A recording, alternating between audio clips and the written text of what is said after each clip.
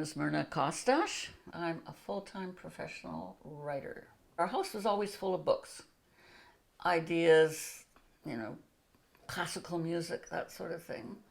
And we grew up very much aware of the fact that we were Ukrainian Canadians because our grandparents were from the old country. My credo as a writer, there's always another draft. I see the whole thing on a big spectrum. At one end is journalism or reporting, just the facts, ma'am. And at the other end is fiction. And then you get these coming, they move along the spectrum towards one end or the other. So that's been my progress from new journalism to creative nonfiction. I inherited the family photographs when my mother had passed away in 2010. I started looking through them to see what would be of archival interest just in terms of my own archive that would go to an archive somewhere.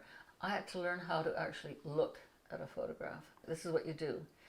You look at a photograph as though there were like a mesh, like a grid laid over it, and you start up at the top left-hand little corner and you describe what's in that corner and that little square, and you go all across like this, one by one, before you look at the photograph as a whole. Because when you look at the photograph as a whole, initially, that's what you're going to see, the full spectrum, if you like, of the visual field.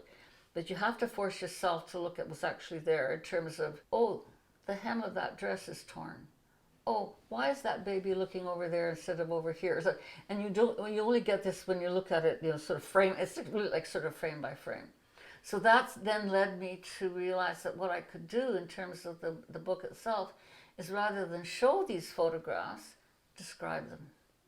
And I write about these photographs exactly in that way. This is what I see, that's what I see, which was a very creative process in itself. Nobody else is going to ask these questions. No one else is going to look at the photographs like I have.